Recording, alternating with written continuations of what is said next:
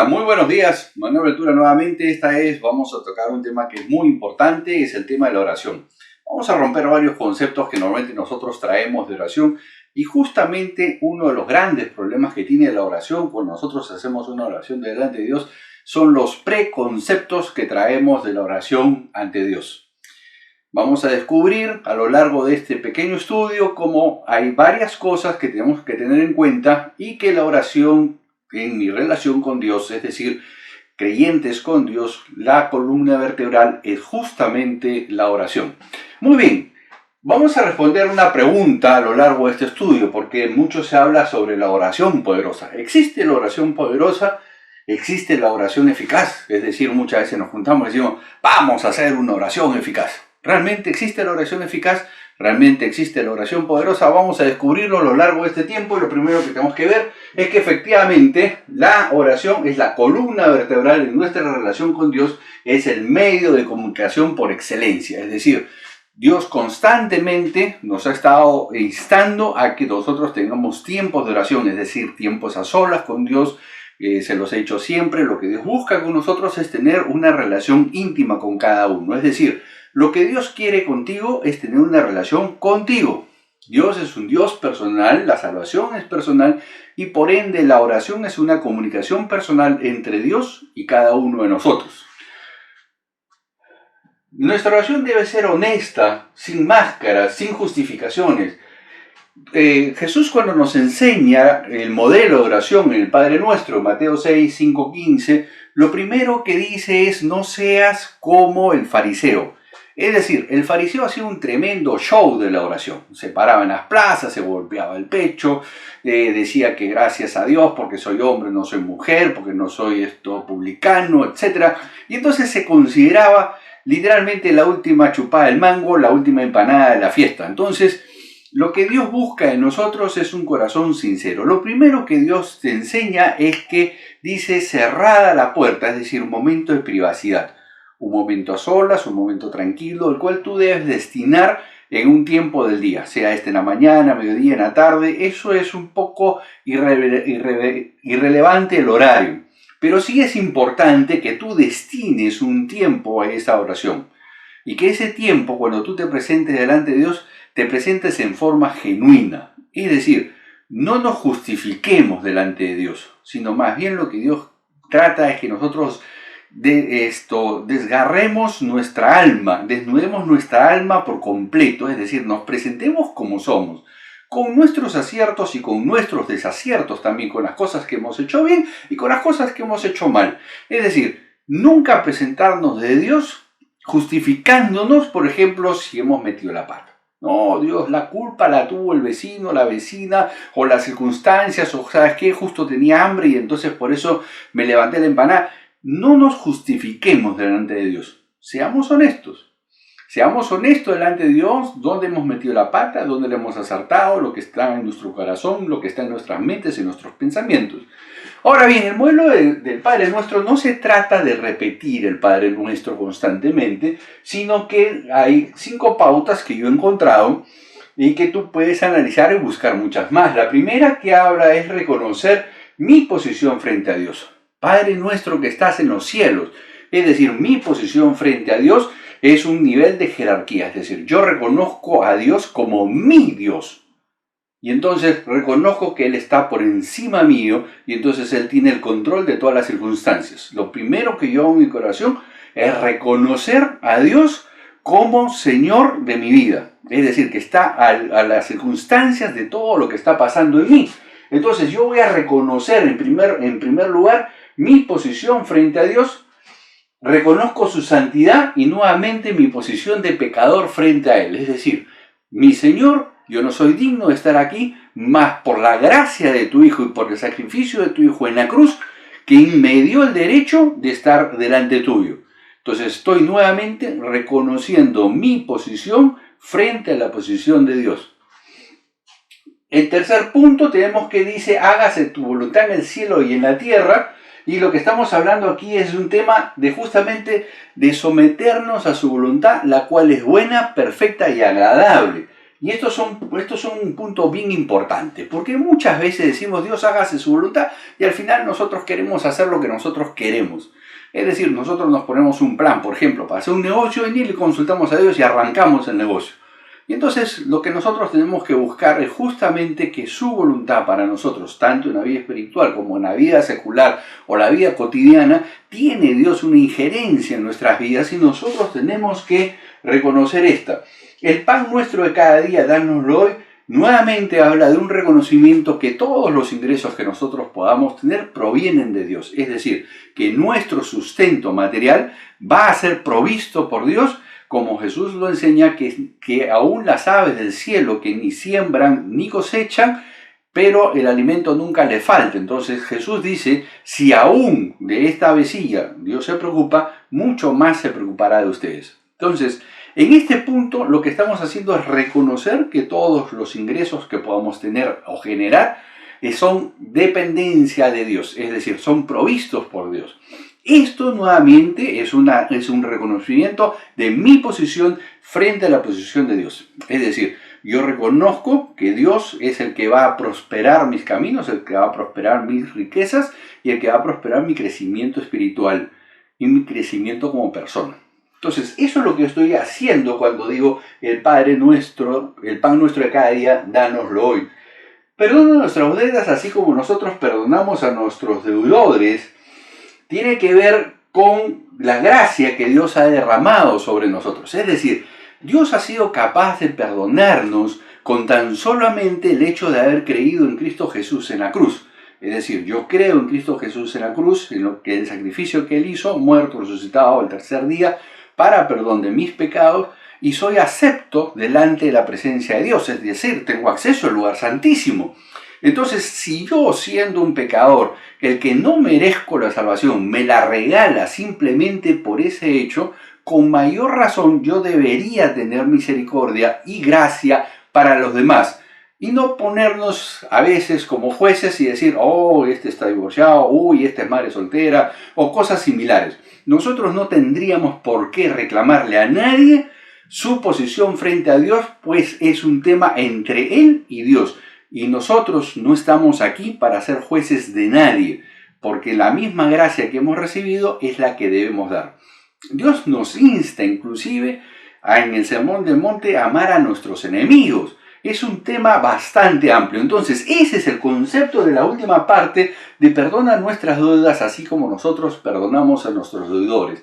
Es decir, a los que hablan mal de nosotros, a los que nos abrazan y por atrás nos están metiendo un puñalito y que por ahí nos enteramos que han dicho algo malo de nosotros o han estado difamando nuestro nombre o cosas por el estilo. Entonces, nosotros no tendríamos por qué guardar rencor hacia nadie si Dios mismo ha sido capaz de perdonarnos a nosotros todas esas infinidad de pecados que nosotros hemos tenido en nuestra vida y de esa manera Dios nos hizo aceptos delante de Él. De la misma forma nosotros tenemos que trasladar esa gracia hacia los demás. En primer lugar, aquellos que están con nosotros en nuestra congregación o en nuestra comunidad y a su vez también hacia la familia, nuestros amigos y personas de trabajo, vecinos y etc.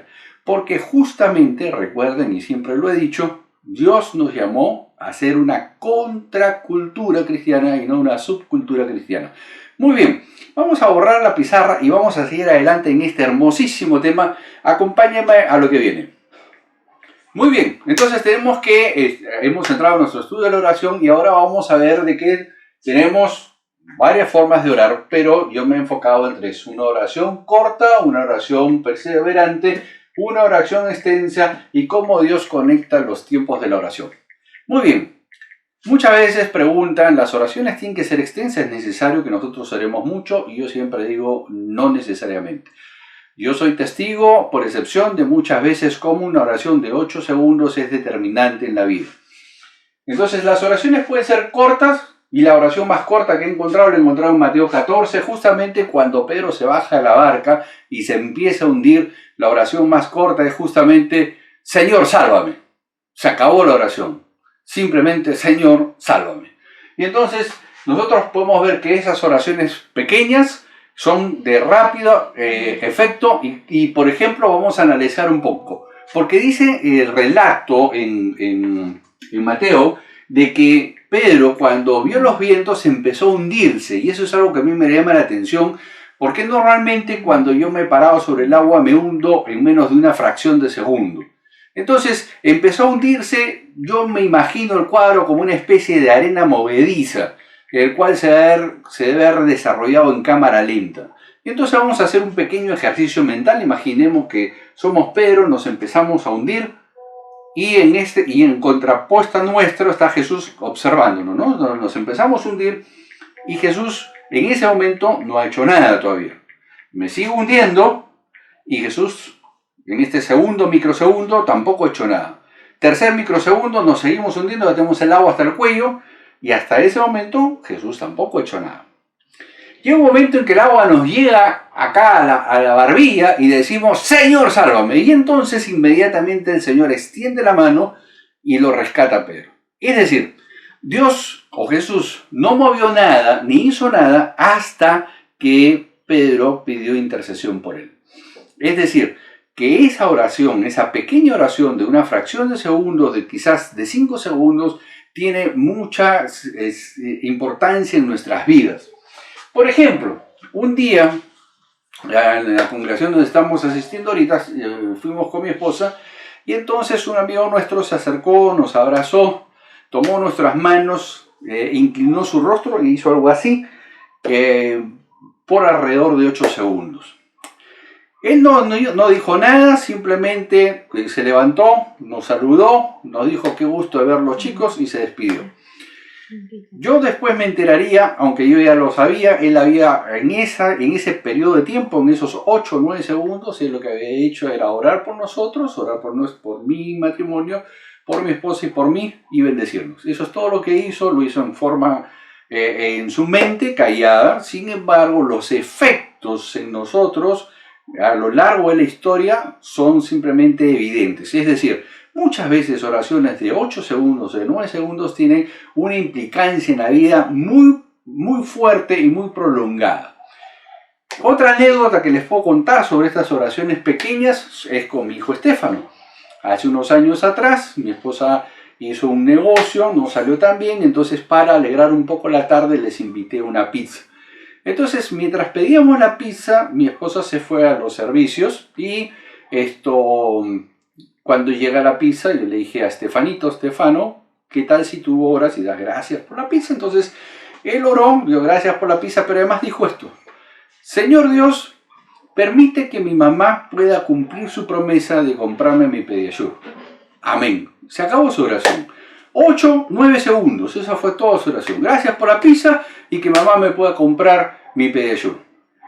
Al segundo aparece mi esposa, se sienta a la mesa y nos dice que no saben qué es lo que ha pasado.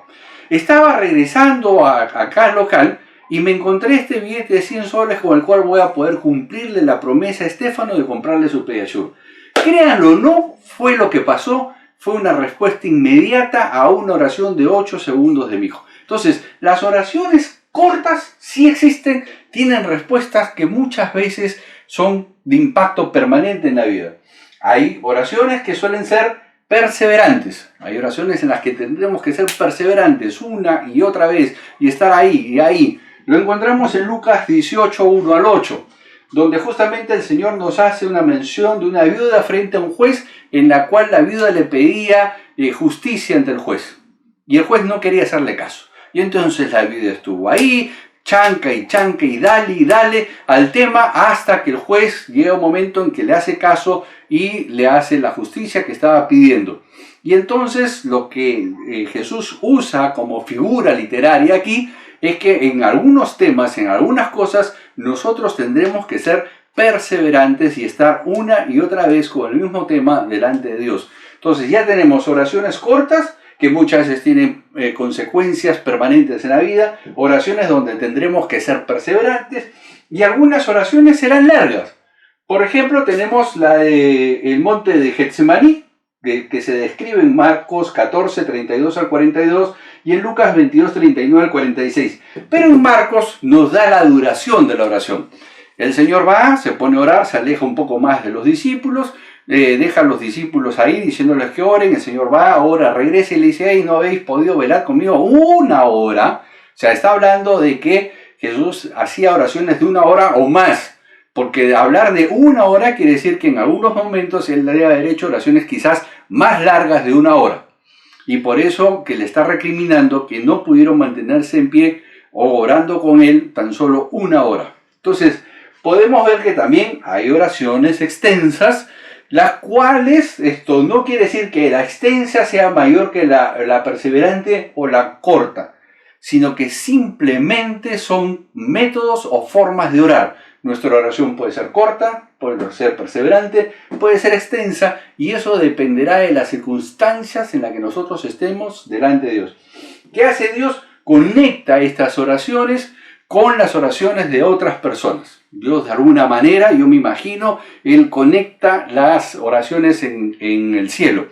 Yo les cuento una anécdota. Cuando yo tendría alrededor de 12 años, yo me quedaba en San Bartolo, mi madre me dejaba ahí, y yo me cocinaba, me lavaba, y yo tenía una sola misión.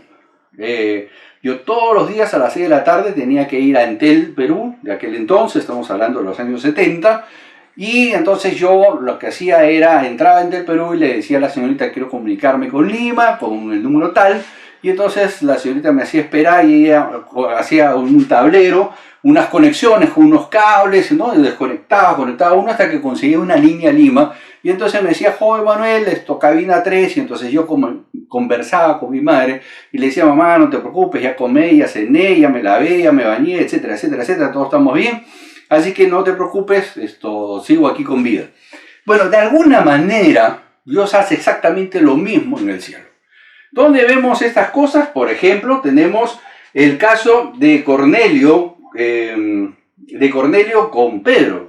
Cornelio dice que estaba orando justamente a Dios para conocerle, y entonces a su vez Dios lo conecta a Pedro y lo hace ir a la casa de Cornelio para que éste pueda recibir la palabra de Dios en forma correcta. Entonces aquí podemos ver de cómo dos personas estaban orando independientemente, y sin embargo Dios conecta las oraciones de ambos y se convierte en una historia fantástica, que es, por ejemplo, la de Cornelio con Pedro. Pero también tenemos a Felipe y el eunuco. Ustedes recuerdan que en Hechos de los Apóstoles justamente dice que había un eunuco que estaba regresando de la oración en Jerusalén y estaba leyendo las escrituras, pero no entendía. O sea, yo me imagino al eunuco clamando en su corazón que alguien le explique qué es lo que estaba leyendo. Y entonces dice que el Espíritu Santo lleva a Felipe hasta el eunuco, se sube al carro del eunuco y al final el eunuco se convierte, se bautiza. En la historia ya la conocemos.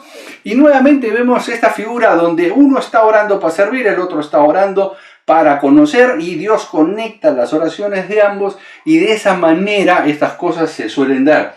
Tenemos otra, recuerdan ustedes el varón macedonio que se le aparece a Pablo en una visión pidiendo que vayan a Macedonia porque él necesitaba ayuda. Ya conocemos la historia, al final este macedonio termina siendo el carcelero, que se termina convirtiendo justamente por la acción de Pablo de no fugarse de la cárcel cuando la cárcel se abre.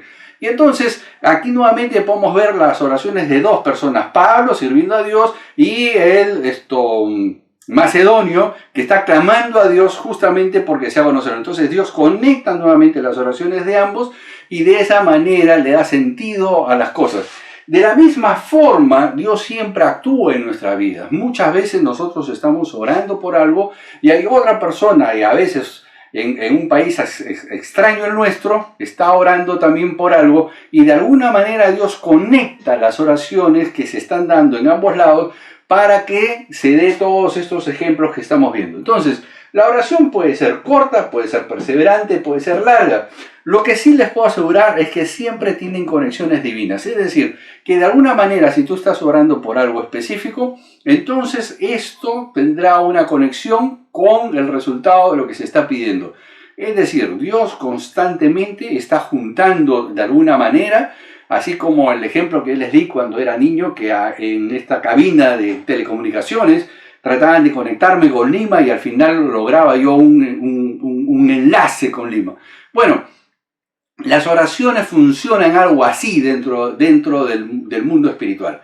yo empiezo a orar por algo y por algún lado hay alguien orando por lo otro y de alguna manera Dios conecta las oraciones y de esa manera podemos estar completamente seguros de que Dios escucha todas las oraciones, lo cual lo vamos a ver más adelante. Vamos a ver que sí, efectivamente Dios siempre escucha las oraciones, pero vamos conociendo un poquito los parámetros en los cuales se puede ir moviendo los temas de la oración. Muy bien, vamos a borrar nuestra pizarra y vamos a pasar a nuestro siguiente punto. Muy bien, entonces ahora vamos a ver qué es lo que no tenemos que hacer cuando nos acercamos en oración. Nosotros hemos visto ya varios temas, la oración corta, la oración perseverante, la oración larga, cómo Dios conecta las oraciones, que nuestra presentación delante de Dios tiene que ser honesta, sincera, humilde, y que nuestro corazón debe ser abierto delante de Dios y mostrarnos tal cual somos, sin caretas, sin máscaras, sin justificarnos delante de Él. Entonces, ¿qué es lo que no debemos de hacer? Y lo que no debemos de hacer es traer estereotipos o prejuzgamientos. Por ejemplo, disfrazar de cosas santas peticiones que suenan muy bonitas, pero que pueden estar fuera de la voluntad de Dios. Dios, queremos que levantes o sanes a fulano de tal. ¿Queremos? ¿O es, Señor, dentro de tu voluntad, te pedimos que sanes a fulano de tal? Sobre, por ejemplo, muchas veces los temas de prosperidad. Señor, necesito pagar las cuentas. Prospera mi negocio. Pero ¿qué es lo que estamos buscando? Entonces, lo que tenemos que hacer nosotros es analizar lo que estamos buscando. ¿Por qué? Porque Dios no es el genio de la lámpara de Aladino. Es decir, nosotros no decimos, Dios, voy a exagerar, quiero un Mercedes-Benz modelo último modelo y viene y ¡fuf! Aparece el Mercedes-Benz al día siguiente. O le decimos, Dios, desaparecen mis deudas de la tarjeta de crédito y ¡fum! Desaparecen las tarjetas. No, eso no sucede. La vida real es diferente. La vida real es que si nos hemos metido en una deuda que no debimos habernos metido, vamos a tener que pagarla. ¿Ok? Entonces, lo que no debemos hacer es prejuzgar con estereotipos cuando yo me presento delante de Dios. Y vamos a analizar 3 casos que yo he encontrado en la Biblia y las cuales vamos a identificarnos con ella. La primera está en Juan capítulo 11, cuando Marta manda a llamar al Señor Jesús porque su hermano Lázaro había enfermado. Recordemos que Lázaro, María y Marta son amigos de Jesús. Los evangelios nos narran de que hay una amistad, un grado de amistad entre ellos. No nos da mayores detalles, pero sí podemos asegurar con toda vehemencia de que Marta, María y Lázaro eran amigos de Jesús, eran amigos cercanos de Jesús. Y entonces Marta, al ver que su hermano enferma y estando convencida de que Jesús le puede sanar, manda un mensajero a avisar a Jesús que Lázaro está enfermo. Entonces Jesús está en un pueblo a 2 días de distancia, llega el mensajero, le comunica a Jesús y le dice, Señor, tu amigo Lázaro está enfermo y tu amiga Marta ha mandado este mensaje. Y entonces Jesús, yo me imagino, Jesús lo mira hacia el mensajero y le dice, oh, esta enfermedad no es de muerte, pero no se levanta y tampoco regresa, sino que dice el relato de la Biblia que se quedó 2 días más en ese pueblo. Entonces, después de 2 días en ese pueblo, Jesús le dice a sus discípulos, es necesario que regresemos porque tenemos que ir a despertar a Lázaro. Y entonces dice que los discípulos no entendieron bien y como hicieron, ¿cómo que vamos a despertarlo? No sé, no entendí. Señor, ¿qué acaso se quedó dormido? Y entonces Jesús le dice, hey, muchachos, lo que vamos a hacer, vamos a ir a resucitar a Lázaro. Lo que pasa es que Lázaro se murió y lo vamos a resucitar. Ahora, ojo al concepto.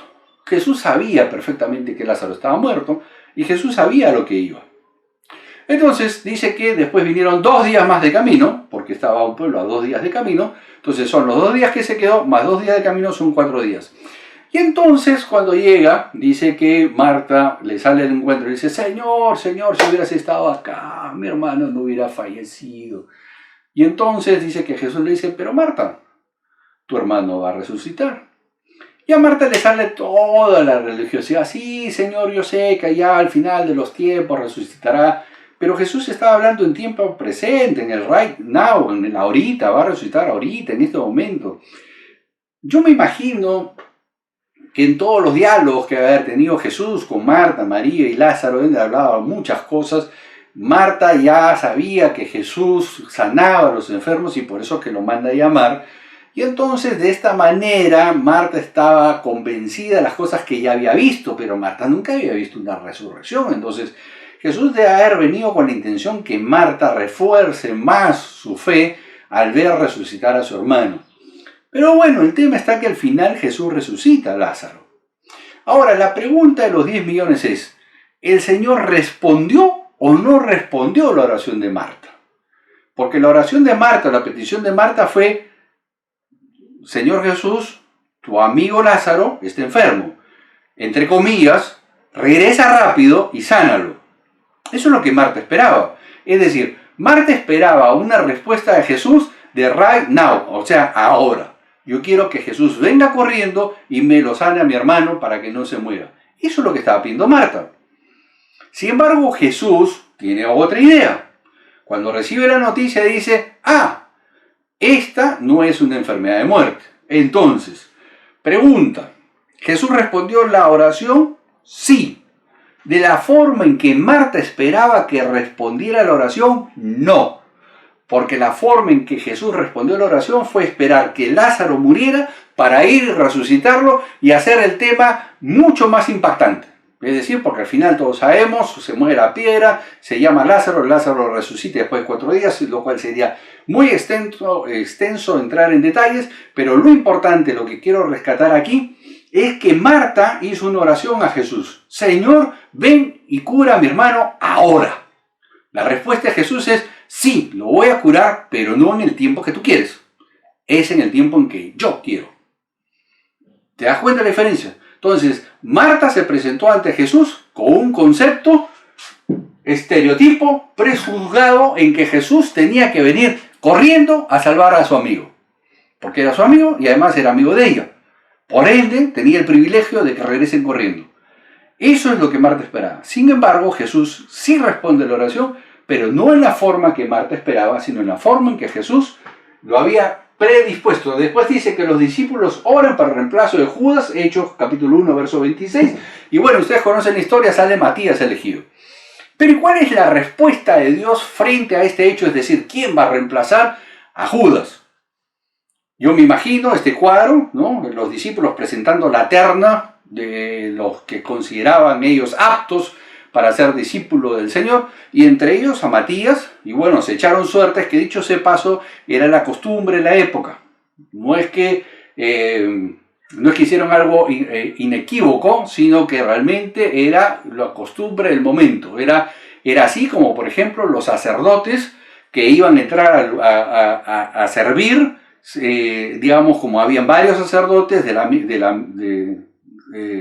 en el templo, entonces lo que hacían ellos para definir cuál es el que ofrecía, en qué orden ofrecían los sacrificios y servían, se echaban suertes entre ellos y entonces así se determinaba el orden.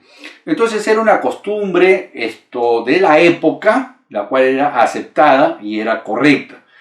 Pero dice que salió Matías. Ahora, yo me imagino que el cuadro así, yo me imagino algo así como que Dios vio el cuadro, la lista de estos discípulos, ¿no? Y ahí debe haber estado Matías, Felipe, Juan, etcétera, etcétera, ¿no? Y yo me imagino que Dios debe haber dicho algo así, sí, está simpática tu lista, ¿no? Sí, check.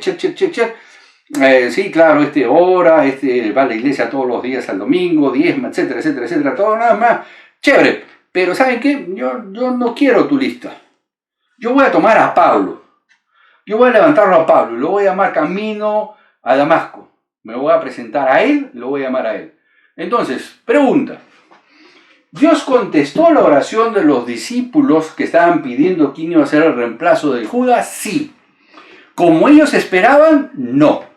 Ellos querían que Dios decida sobre su terna. Ellos habían escogido a cierta cantidad de discípulos con probablemente muy buenas características, con mucho check a favor. Iban a la iglesia, servían, diezmaban, probablemente eran mujeres, no lo sé. Pero debe haber sido gente muy proba, es decir, debe haber sido gente con un excelente currículum. Sin embargo, cuando Dios ve la lista de los discípulos, dice, sí, simpática su lista, pero chicos, ¿saben qué? No, de esa lista no. Yo voy a escoger a Pablo. Yo voy a irlo a buscar a Pablo, camino a Damasco, me va a aparecer a él, y entonces él va a reemplazar a Judas. ¿Contestó Dios la oración de los discípulos? Sí. Como ellos querían, no. Porque ellos querían a alguien de su lista. Sin embargo, Dios dijo, no, de tu lista no. Yo voy a escogerlo a Pablo. Después tenemos a Pedro cuando es encarcelado, Hechos de los Apóstoles, capítulo 12, verso del 1 al 7. Es interesantísimo ese relato.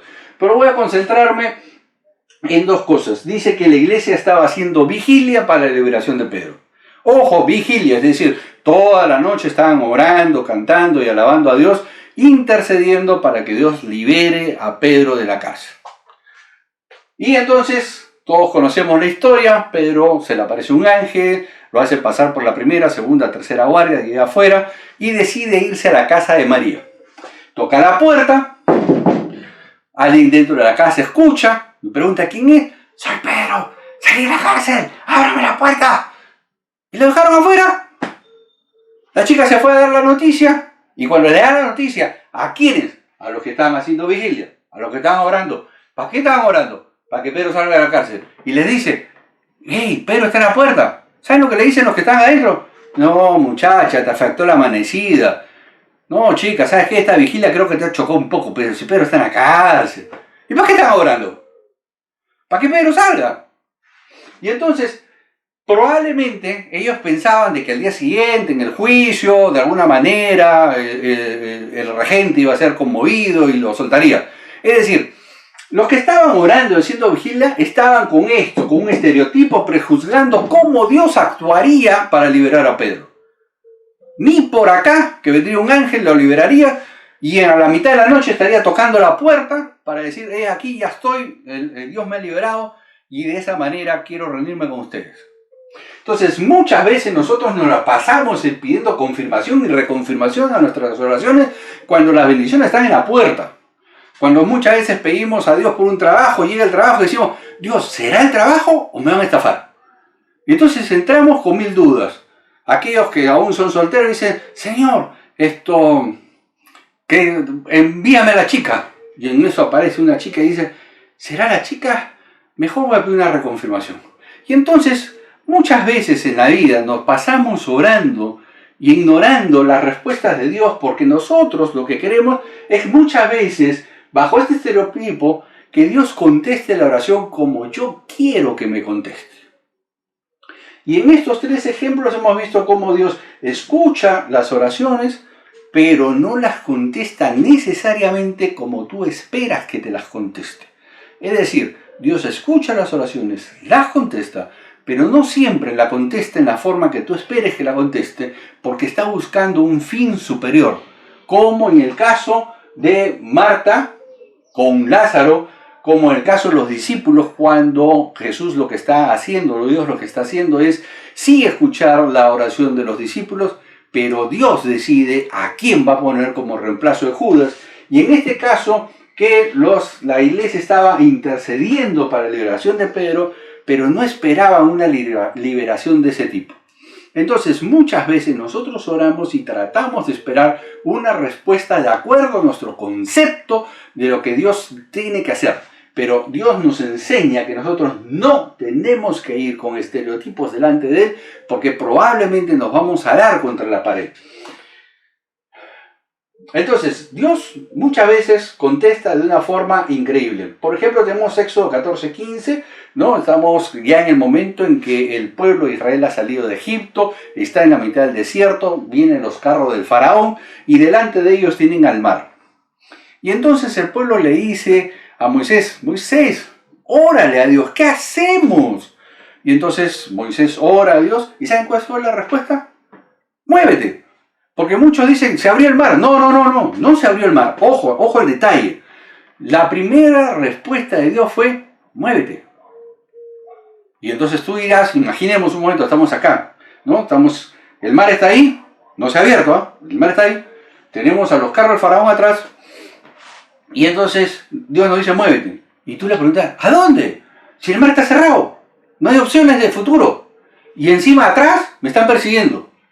Pero sin embargo, la respuesta de Dios fue, muévete. Entonces, cuando el pueblo se mueve, el mar se abre. Primero, muévete y después se abre. Es decir, primero actúa y después suceden las cosas.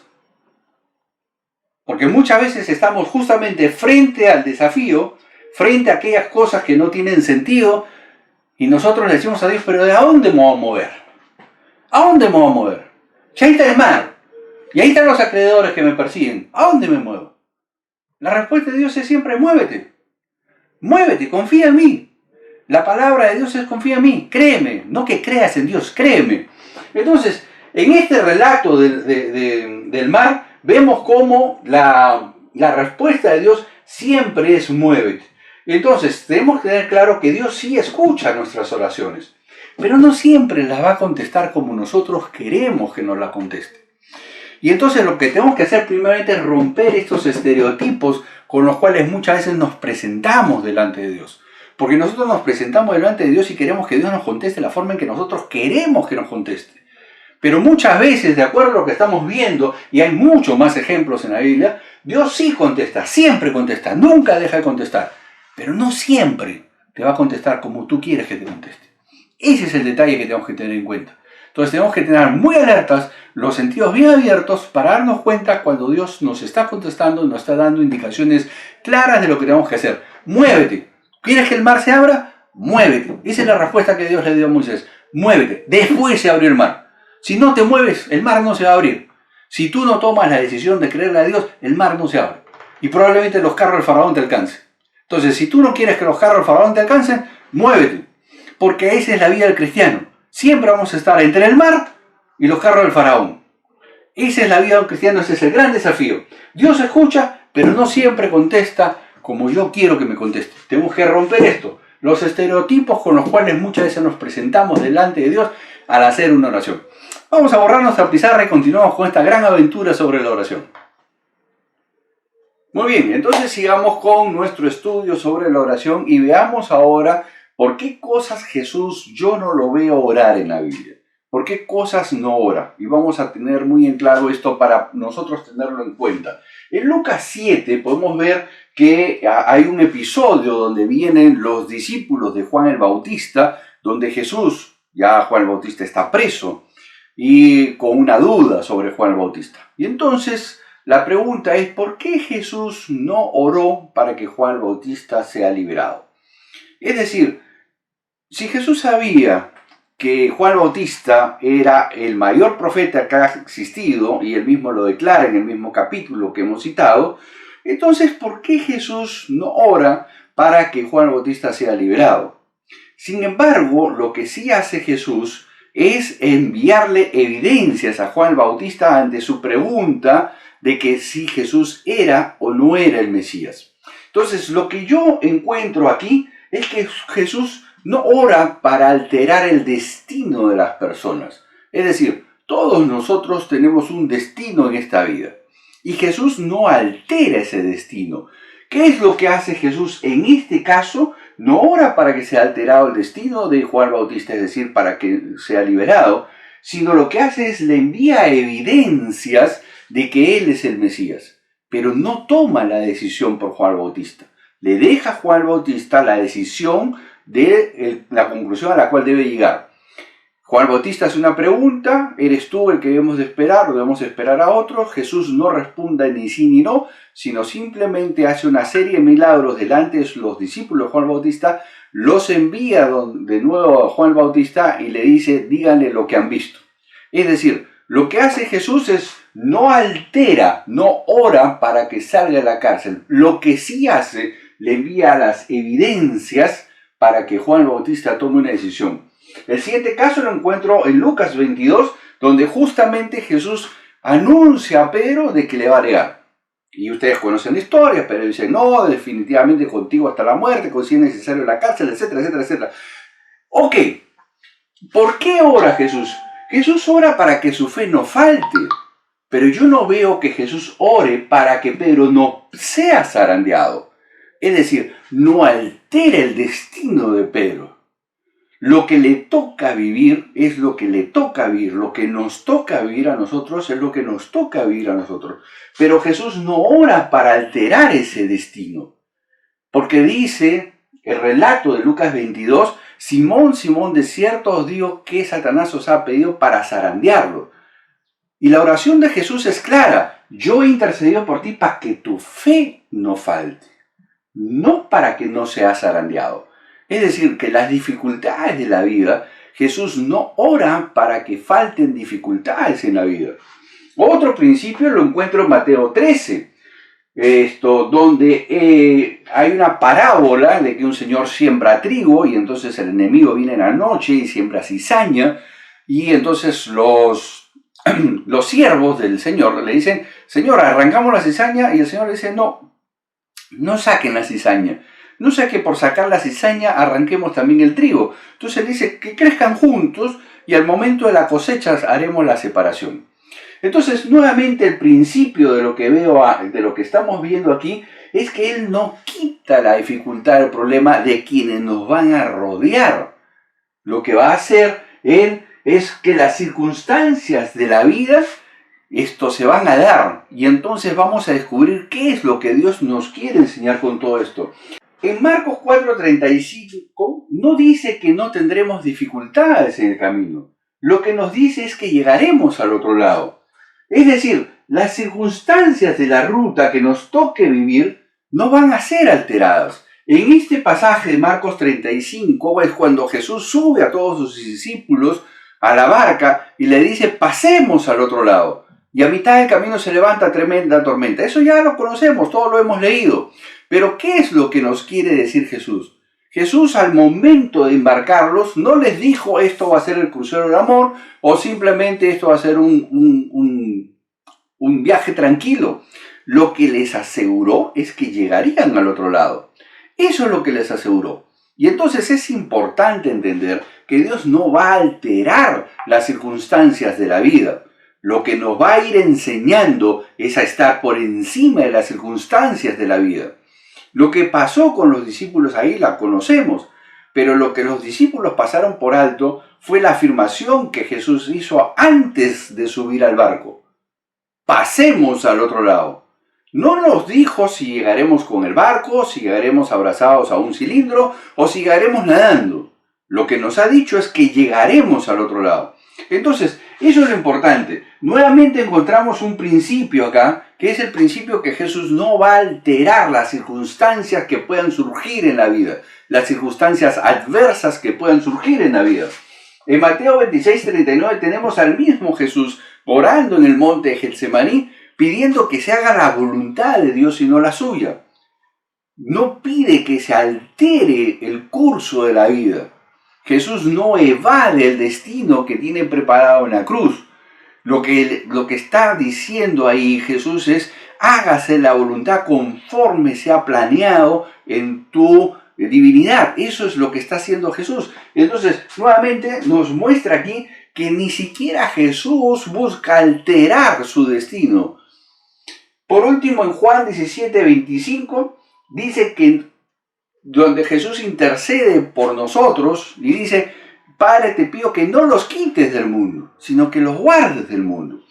Este principio es importante, y estos son algunos de los principios que he encontrado, y tú puedes encontrar muchos más. El concepto es que Jesús no va a alterar nuestro destino. Lo que nos toque vivir es lo que nos toca vivir. El tema es este: Dios no te evita el destino, sino que te enseña a vivir por encima del problema que se presenta en la vida. Es decir, todos los problemas que hemos visto aquí son problemas circunstanciales que nos pueden tocar vivir o no nos pueden tocar vivir. Si nos toca vivir algún tema circunstancial adverso, como por ejemplo este tema de la pandemia, entonces lo que Dios va a hacer con nosotros no es evitar la pandemia, sino a vivir por encima del problema. Lo que Jesús nos enseña a lo largo de todos estos versículos es que Jesús nos va a enseñar de que las circunstancias de la vida son eso, las circunstancias de la vida. A lo largo de la historia, la iglesia ha pasado por muchas pandemias, ha pasado por muchas infecciones, muchas enfermedades mundiales, y la iglesia sigue y continúa. Sí es cierto que muchos cristianos mueren en estas circunstancias, sí, porque el cristiano no es inmune ni al coronavirus, ni al cáncer, ni a ningún tipo de enfermedad. Así que dejen de concentrarse en ese punto. Porque Dios lo que nos enseña a lo largo de todo esto es que Él nos enseña a vivir por encima del problema y a no vivir debajo del problema, a no vivir en desesperanza, sino más bien vivir en esperanza. Es decir, que todo aquello que nos sucede es para nuestro bien. Recuerden, Jesús, nuestro Dios, trabaja en lo que está aquí adentro. El final de cuentas, el envase es descartable, el envase se devuelve. Pero lo que va a la eternidad es nuestro, lo que está acá adentro. Y entonces eso es lo que Dios va a buscar fortalecer y hacer crecer. Aquí están las evidencias de algunas de las cuales yo veo que Jesús no ora. Y en conclusión, por lo que yo veo que no ora, es para alterar el destino. ¿Por qué? Porque Dios lo que me enseña no es a evitar el destino, lo que me enseña es a pasar por encima del destino. Y eso es algo importante, porque nosotros en todas estas evidencias lo que estamos encontrando es que Jesús en ningún momento altera ni la forma de pensar de la gente, ni tampoco altera el destino que está en nuestro camino. No evitó la tormenta. Yo estoy convencido que Él sabía que iban a encontrar una tormenta, por eso es que Él dormía en la tormenta. Pero los discípulos se perdieron ese pequeño detalle. Pasemos al otro lado. Entonces, en conclusión, hay cosas por las cuales no debemos orar. Entre ellas, tratar de evitar nuestro destino. Nosotros todos tenemos un destino, pues todos tenemos un propósito. Y ese propósito se va a dar.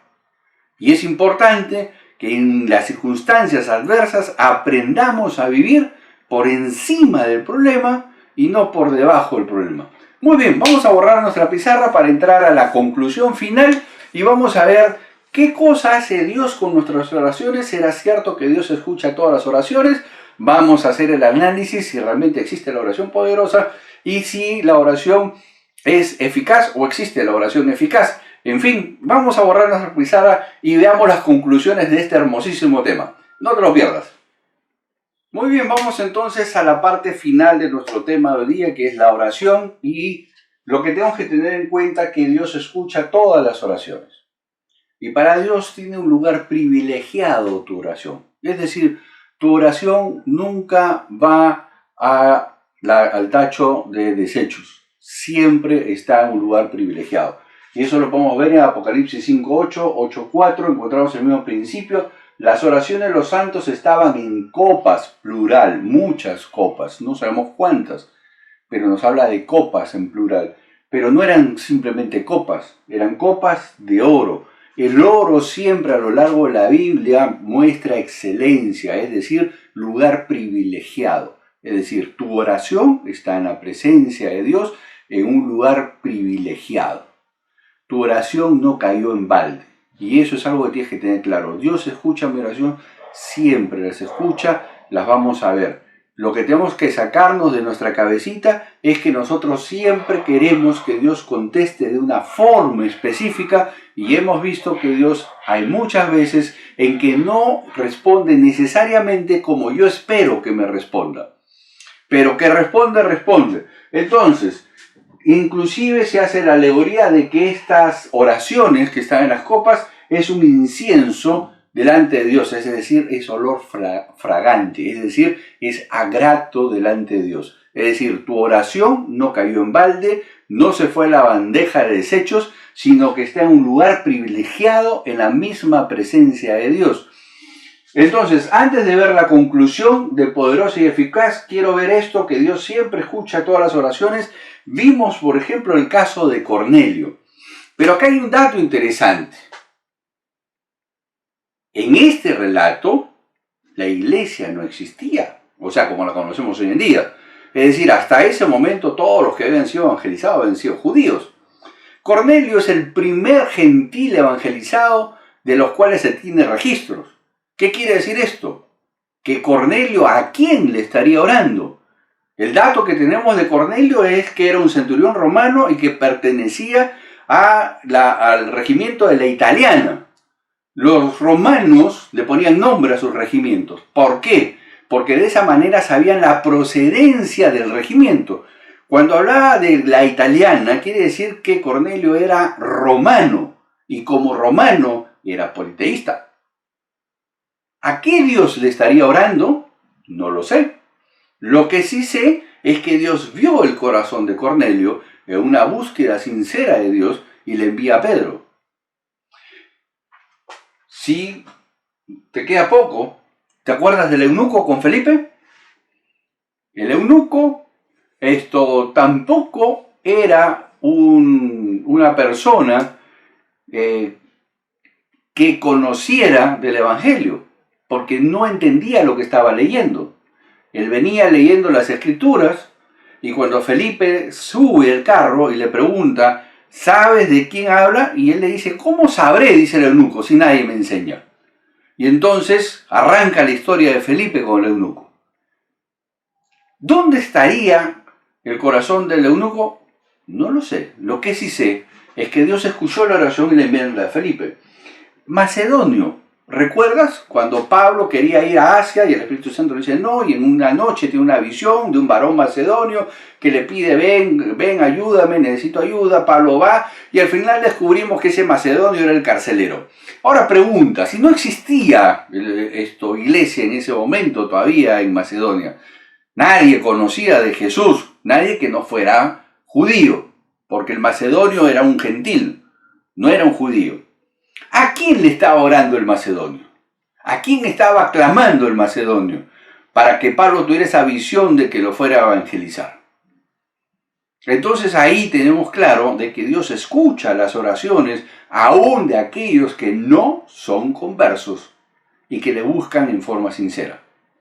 Yo te cuento una historia que es real y es la mía. Yo tendría 8 años aproximadamente, hasta donde recuerdo. Yo había olvidado esta historia hasta que Dios me la hizo acordar. Y en un momento de mi niñez, yo le dije, Dios, si tú existes, yo quiero conocerte. Escucha, porque yo no nací ni en un hogar evangélico, ni tradicional, ni nada parecido. No venía de un trasfondo en el cual tú puedas decir que tendría algún tipo de influencia, yo ni por soñar de ir a una escuela dominical o cosas por el estilo, al revés, yo era más agnóstico que mandaba a hacer. Entonces, pero yo recuerdo clarito que mi oración de 8 segundos fue, Dios, si tú existes, yo te quiero conocer. Pasaron los años, me hice agnóstico, muy defensor de la evolución, la filosofía. A los 13 años era un gran defensor de la filosofía humana, de los conceptos, de la imposibilidad de que Jesús sea hijo de una virgen, en fin, ateo hasta la pared enfrente. A los 15 años Dios me dio la oportunidad de conocerlo. Y muchos años después recordé esa oración que yo hice sin conocerlo. Y Dios la escuchó, porque me permitió conocerlo, porque recuerden, mi oración fue simple. Dios, si tú existes, yo te quiero conocer. Y ustedes me dirán, ahora, si yo logré conocer a Dios o no. Entonces, Dios escucha las oraciones de todos. Una oración no cae en balde. Ahora, que te conteste de una forma distinta a la que tú esperas, es muy probable que eso sí suceda, porque lo he visto a lo largo de la vida. Entonces, ¿es la oración eficaz o existe la oración eficaz? ¿Qué quiere decir eficaz?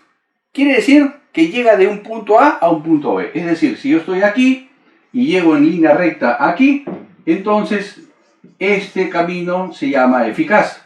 Pero si yo vengo aquí, voy aquí, regreso acá, voy por acá, subo aquí, bajo acá, vuelvo a bajar por aquí y subo hasta aquí y llego a B, también es eficaz.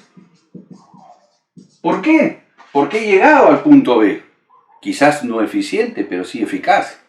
Entonces, partiendo del principio que Dios escucha todas las oraciones, como hemos visto la de Cornelio, la del eunuco, la de Macedonio, la mía a los 8 años sin conocerlo, y la de mucha gente que puede dar testimonio que en un momento oró y clamó a Dios y dijo, Dios, socórreme, sin conocerlo, y después le conoció, podemos definir que todas las oraciones son eficaces, porque todas las oraciones llegan a Dios. No existe una oración eficaz en sí, porque todas llegan a Dios. Dios escucha todas las oraciones. Que todas no las conteste es harina de otro costal. O que muchas de ellas te las conteste de una forma en que tú no la esperabas y por ende no te das por aludido como lo hemos aprendido, es harina de otro costal. Pero todas las oraciones son eficaces, porque todas las oraciones van de nuestra persona a Dios, sea directo o sea dando vueltas, pero que llegan a Dios, llegan a Dios. Por ende, todas las oraciones son eficaces. ¿Existe la oración poderosa? Vamos a imaginar que aquí estoy yo y voy a orar por la sanidad de alguien. Entonces, si esta persona se sana, decimos la oración fue poderosa. ¿Pero la oración es poderosa? ¿O el poder está en Dios que sana a la persona?